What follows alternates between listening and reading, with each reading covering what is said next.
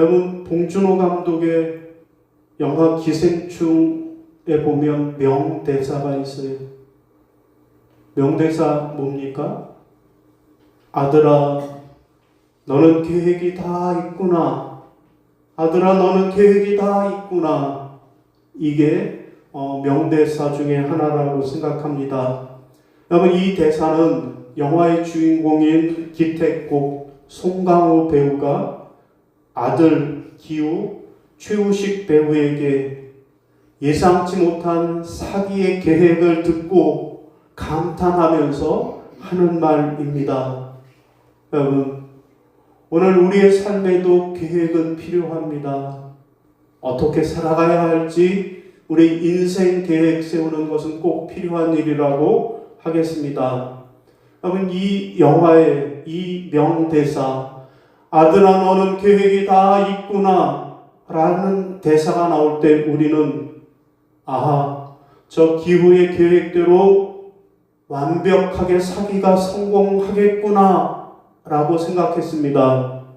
그러나 여러분, 영화를 끝까지 보신 분들은 아시지만 그들의 계획은 결국 예상치 못한 방향으로 흘러가고 통제 불가능한 상황을 맞이하게 되는 것을 알게 됩니다. 여러분, 그러면 이 대사, 아들아 네게는 계획이 다 있구나 하는 이 대사가 우리에게 주는 교훈은 뭘까요?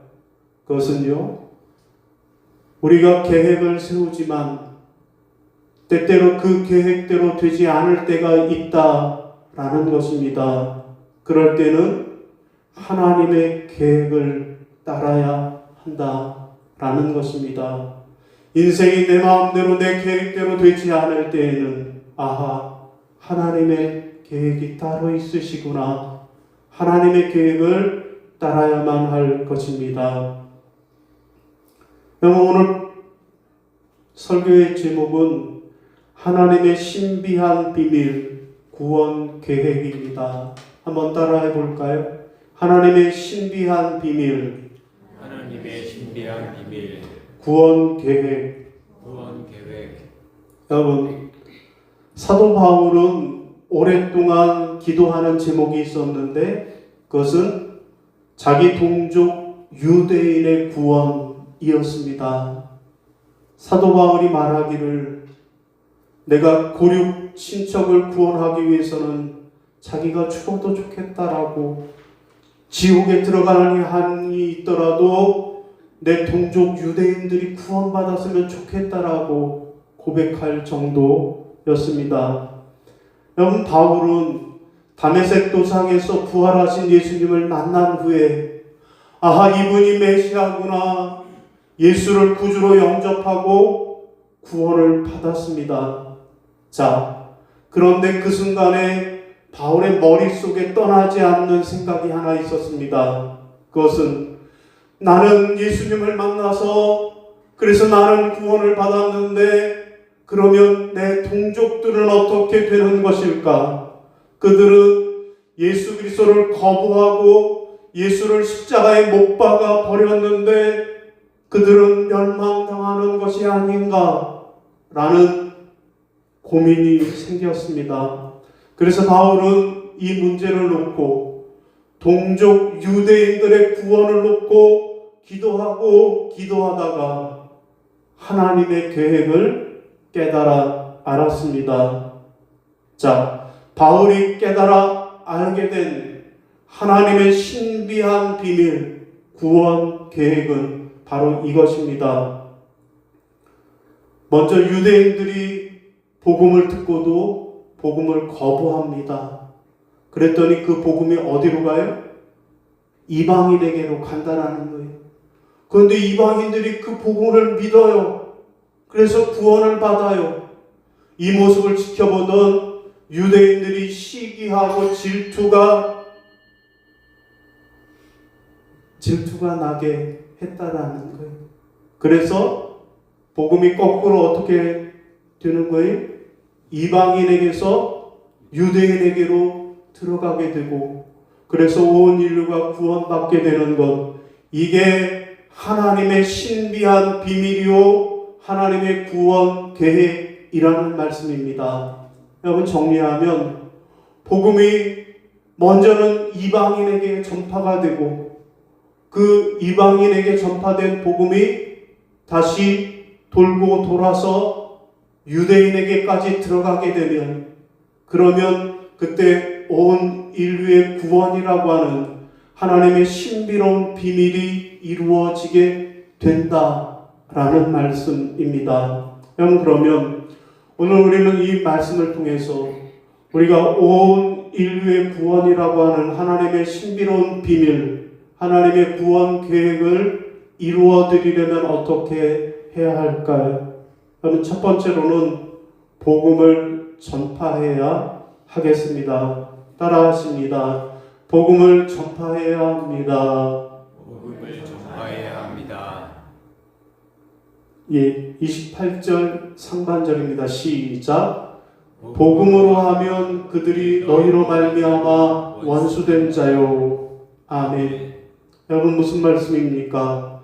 우리가 하나님의 신비한 비밀, 하나님의 구원 계획을 이루어 드리기 위해서는 첫째로는 복음을 전파해야 한다라는 말씀입니다.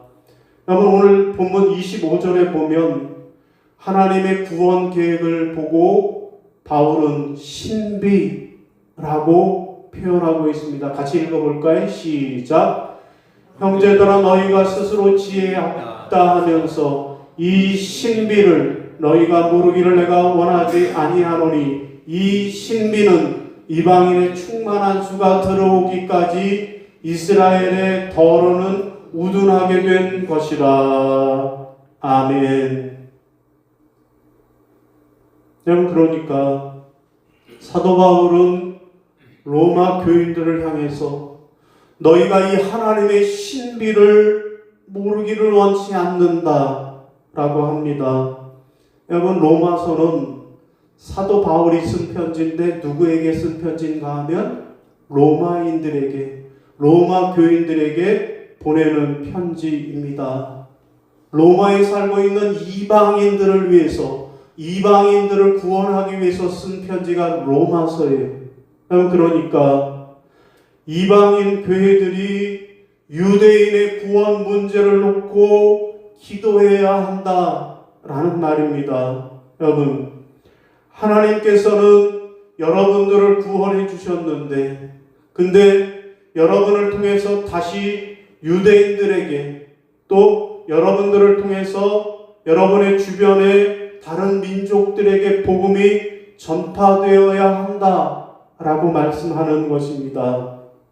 여러분, 세상에 수많은 신비 중에서 가장 위대한 신비는 바로 구원에 관련된 신비입니다. 세상에서 가장 큰 기적은 예수의 복음을 통해서 사람들이 구원을 받게 되는 그 일이 가장 큰 기적입니다. 여러분, 여러분과 제가 그렇게 해서 구원을 받지 않았습니까? 복음이라고 하는 그 하나님의 말씀을 듣고 우리가 믿어서 그래서 구원을 받는 그 기적을 우리는 체험했습니다. 여러분, 이것이 하나님의 신비한 비밀입니다. 여러분, 우리가 복음을 통해서 우리가 구원을 받는 이 신비로운 경험을 우리가 했으니 우리는 이 신비한 비밀을, 이 구원의 복음을 세상 사람들에게 전파해야 한다라는 말씀입니다. 여러분, 어떤 전도자가 탄광 속에 들어가서 탄을 캐는 광부들에게 하나님의 복음을 전했습니다. 여러분은 예수를 믿기만 하면 그러면 여러분은 값없이 구원을 받게 되는 겁니다 라고 복음을 전했어요. 자, 이제 탄광에서 나오는 광부들에게 전도자가 물었어요. 아까 제가 한 말에 대해서 여러분 어떻게 생각하십니까? 그랬더니 한 광부가 대답하기를, 아유, 나는 그런 거라면 안 믿을래요. 아니, 그렇게 싸구려, 아니 그렇게 값없이 구원받는 그런 종교는 나는 믿고 싶지 않아요 라고 말합니다. 전도자는 그 말에 대답하지 않고 이제 지하에서 지상으로 올라가는 승강기 앞에 서서 묻습니다.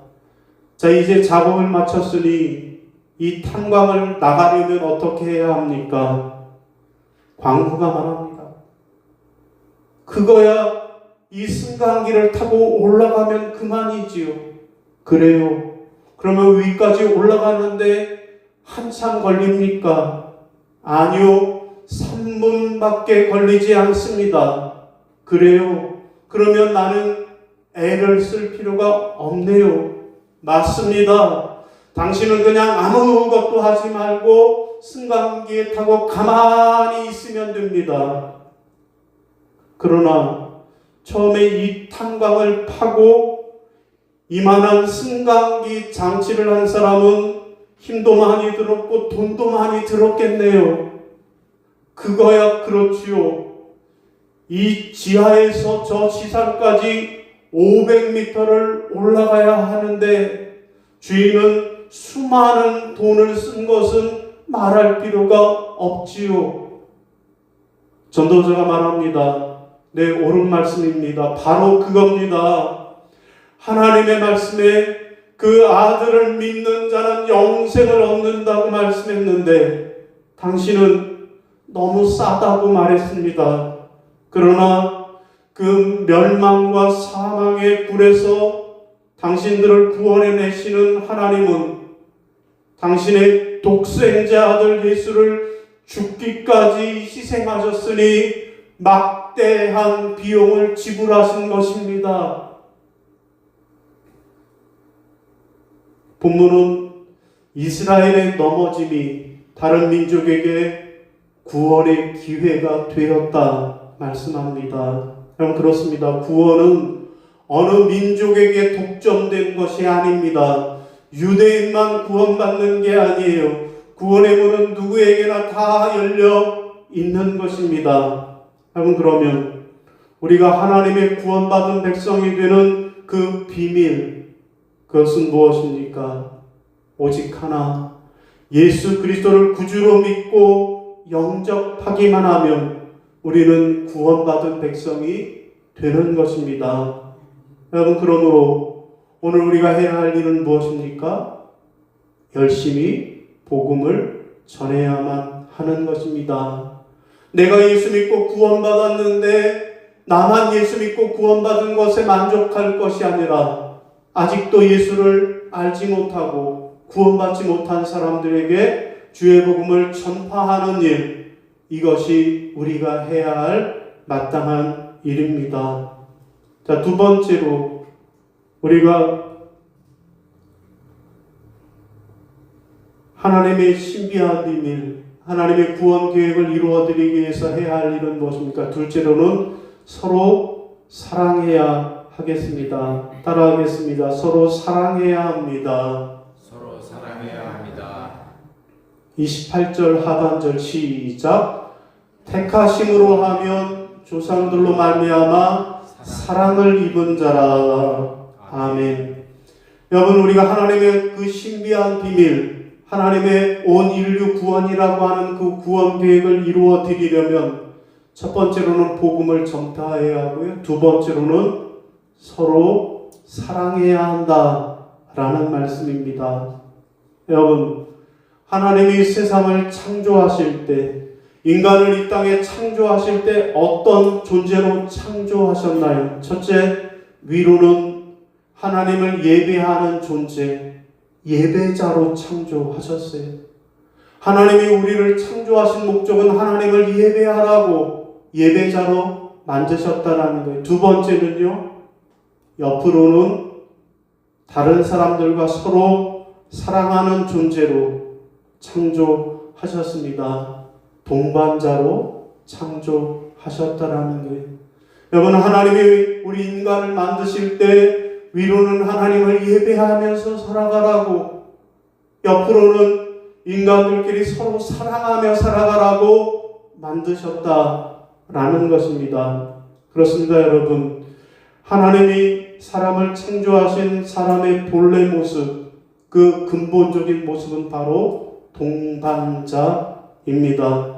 사람은 그 누구도 혼자 살아갈 수 없습니다. 그리고 다른 사람은 어찌됐든 간에 나만 혼자 잘 산다, 그런 건 없다라는 것입니다.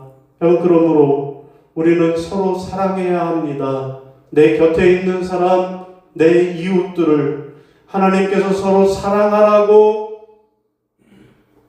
창조해 주신 우리 이웃인 줄 알고 서로 사랑하면서 서로 긍휼히 여기면서 살아가야 할 것입니다. 이웃을 사랑하는 것, 서로 사랑하는 것, 이것이 바로 하나님의 신비한 비밀, 하나님의 구원 계획을 이루는 비밀임을 기억하시기를 바랍니다. 여러분, 작은 연못이라는 양희은의 노래 가사를 소개합니다. 깊은 산 오솔길 옆 자그마한 연못엔 지금은 더러운 물만 보이고 아무것도 살지 않지만 먼 옛날 이 연못엔 예쁜 붕어 2마리가 살고 있었다고 전해지지요. 깊은 산 작은 연못, 어느 맑은 여름날 연못 속에 붕어 2마리 서로 싸워 한 마리는 물 위에 떠오르고 여린 살이 썩어 들어가 물도 따라 썩어 들어가 연못 속에선 아무것도 살 수 없게 되었죠. 깊은 산 오솔길 옆 자그마한 연못엔 지금은 더러운 물만 고이고 아무것도 살지 않죠. 사람이 살아갈 근본 방식은 우리 하나님이 만드신 거니까 거기에 예외는 없습니다. 하나님이 창조하신 그 근본의 삶의 방식은 공생입니다. 상생입니다. 서로 사랑입니다. 하나님이 그렇게 우리를 만드셨습니다. 여러분, 지금 사도 바울이 본문에서 바로 그 얘기를 하고 있는 겁니다. 유대인이건 이방인이건 따지지 말고 서로 사랑해야 한다라는 것입니다. 그런데 당시의 유대인의 사고방식에는 오직 유대인만 하나님의 선택을 받았고 오직 유대인만 거룩하고 다른 모든 이방 민족들은 지옥의 땔감으로 만드시고 창조하셨다라는 거예요. 우리 유대인만 선택받은 구원받은 백성이고 저 이방인들은 지옥의 땔감이다 라고 생각을 했다라는 거예요. 그러나 이것은 하나님의 신비한 비밀, 하나님의 뜻을 오해한 것입니다. 여러분, 하나님의 뜻, 하나님의 신비한 비밀, 하나님의 구원 계획은 유대인, 이방인 서로 따지지 말고 서로 사랑하며 살아가는 것, 바로 그것입니다. 자, 오늘 말씀을 정리하겠습니다. 여러분, 오늘 우리는 대림절 둘째 주일입니다. 하나님께서 온 인류를 구원하시려고 하는 구원 계획을 이루시기 위해서 그 신비한 비밀로 예수 그리스도를 이 땅에 보내주신 것을 되새기는 절기입니다. 자, 우리가 하나님의 이 신비한 비밀, 하나님의 구원 계획을 이루어드리기 위해서는 어떻게 해야 합니까? 첫째는요, 복음을 전파해야 하겠습니다.